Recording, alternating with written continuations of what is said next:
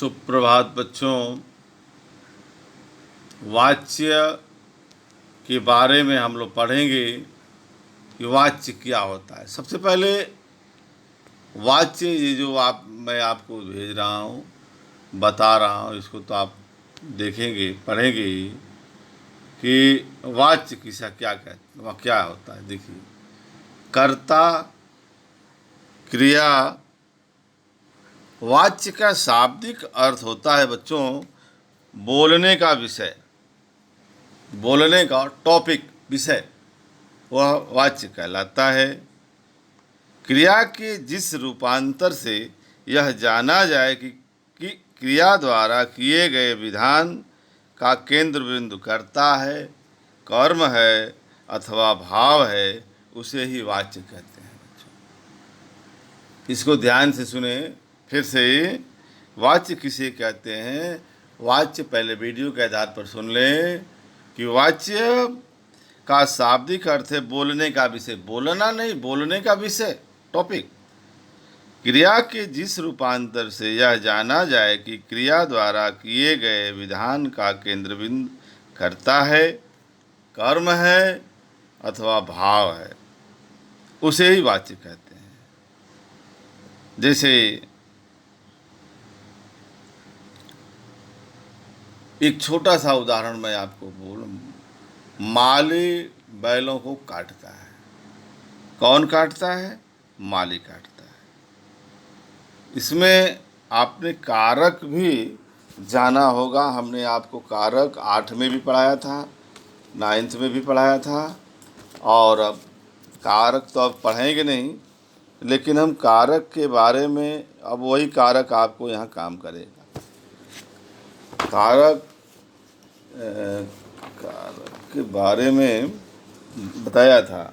जैसे कर्ता ने कर्म को करण से संप्रदान के लिए, ये हम आपको बताए थे, और हमें उम्मीद करते हैं कि आप व्याकरण की कॉपी में लिखे होंगे। हमने आपको कहा था जब तक आप उस पर आधारित नहीं कि कारक बहुत काम करता है आपको, तो कारक पर विशेष उसको भूलिए नहीं, छोड़िए नहीं। जो मैं इसीलिए आपको व्याकरण की कॉपी अलग बनवाए थे हम हैं, तो उसका सहायता लेंगे तभी आप इसको बढ़िया से जान पाएंगे। ठीक है, चलिए। कर्ता ने कर्म को करण से, ये जो कारक हैं, तो कर्ता और कर्म जान जाइए, फिर भाव तो अपने आप उसके आधार पर समझ जाइए। जो कर्ता और कर्म में ना हो वह भाव में जाएगा। जो भाव प्रधानता होता है वो भाव होता है। चलिए, तो अभी हमने जो बताया आपको कि वायस या वाच्य क्या होता है, बोलने का विषय होता है। ठीक है। कर्ता कर्म या भाव के अनुसार क्रिया के लिंग, वचन और पुरुष का होना ही वाच्य कहलाता है। आप समझ गए होंगे। निम्नलिखित उदाहरणों से समझा जा सकता है। इस वाक्य से स्पष्ट है कि इसकी क्रिया अपने कर्ता के लिए तथा वचन के अनुसार प्रयुक्त की गई है। इस प्रकार इस वाक्य में कर्ता पर ही बल है। जहाँ कर्ता पर बल दिया जाए वहाँ कर्ता कर्तृवाच्य होता है। जहाँ कर्म पर प्रधानता दिया जाए वहाँ कर्म वाच्य होता है। तो यहाँ अब आइए, ये तो वाच्य समझा आपने। अब ये कहा जा रहा है कि वो जो ऊपर हमने पढ़ा है उसी को दूसरे तरफ से आप समझिए इसको कि क्या होता है। इस वाक्य में कर्ता के द्वारा, इस वाक्य में कर्ता के बाद, जिसको द्वारा भी द्वारा लगा है, कर्ता के, इस वाक्य में कर्ता के बाद द्वारा लगा है, और क्रिया का रूप कर्ता के लिंग वचन के अनुसार नहीं है, बल्कि कर्म के लिए और वचन के अनुसार है। अतः स्पष्ट है कि इसकी क्रिया अपने कर्म के लिए तथा वचन के अनुसार प्रयुक्त की गई है। इस वाक्य में कर्म पर बल है, पहले वाले में देखा कर्ता पर बल है। जैसे माली से काटा नहीं जाता है सिया द्वारा। अब यहाँ ये बेलें माली द्वारा काटी जाती हैं। पहले हम कर्मवाच्य के बारे में थे, सिया द्वारा।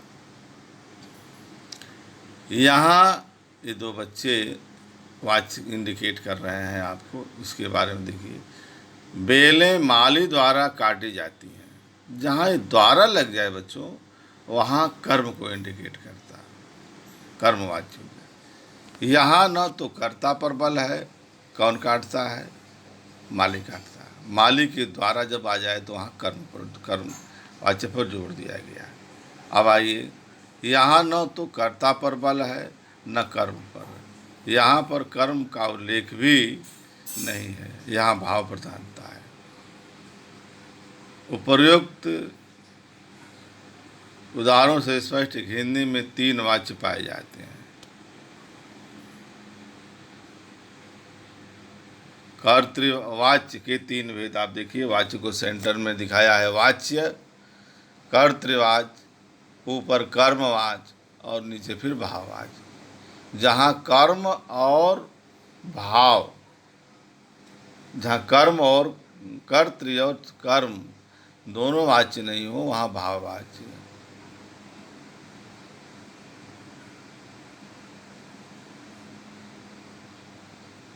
माली से काटा नहीं जाता, ये भाव प्रधानता है बच्चों।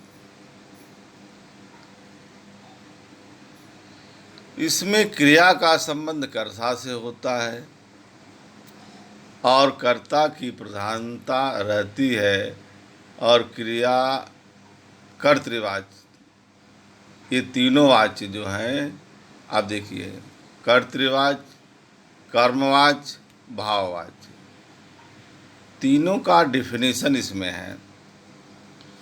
इसमें क्रिया का संबंध कर्ता से होता है, जो मैंने पहले ही बता दिया था आपको। कर्ता जब छांटना जान जाएंगे तो आप इसको कर लेंगे, नहीं जान पाएंगे नहीं कर पाएंगे। इसलिए पहले तो कारक हम बताए थे, लिखवाए थे, उसको समझिए। इसमें क्रिया का संबंध कर्ता से होता है, किसमें, कर्तृवाच्य में।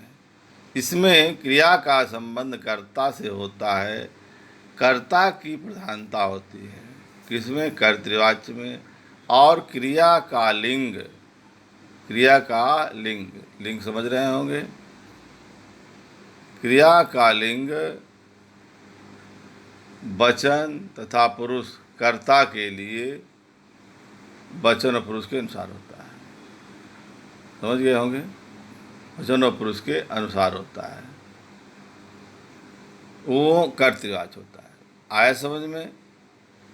दूसरा कर्मवाच्य, दूसरा कर्मवाच्य, इसमें क्रिया का संबंध कर्म से होता है। इसमें क्रिया का संबंध कर्म से होता है, कर्मवाच्य में। किसमें क्रिया का संबंध कर्म से होता है, कर्मवाच्य में। कर्म की प्रधानता होती है और क्रिया का लिंग वचन तथा पुरुष के, कर्म के लिंग वचन और पुरुष के अनुसार होता है। तीसरा जो है भाववाच्य है। डिफिकल्टी भाववाच्य में ही आएगी आपको, और इसे ही क्लियर करना होता है। इसमें क्रिया का संबंध न तो कर्ता से होता है और न कर्म से। इसमें क्रिया सदैव एक वचन पुल्लिंग रूप में रहती है, सदैव एक वचन पुल्लिंग रूप में रहती है, तथा अकर्मक होती है। अकर्मक सकर्मक दो क्रिया के भेद होते हैं, मैं इसको बताया भी हूँ, लिखवाया भी हूँ कई बार, उसको आप ध्यान रखिए। इसमें क्रिया का भाव प्रमुख होता है। इसका भाव प्रमुख होता है, क्रिया में क्रिया ही मुख्य हो जाती है इसमें, बच्चों यहीं तक मैं आपको बताऊंगा, क्योंकि ज़्यादा बता दूंगा तो वाच्य आपको समझ में नहीं आएगा। बाकी फिर और दिक्कत अगर आती है तो मैं उसको बताऊंगा, लेकिन मैं बस इतना ही, क्योंकि थोड़ा इतने को याद लिखेंगे और याद करेंगे, फिर हम और इसको विस्तार से बताएंगे।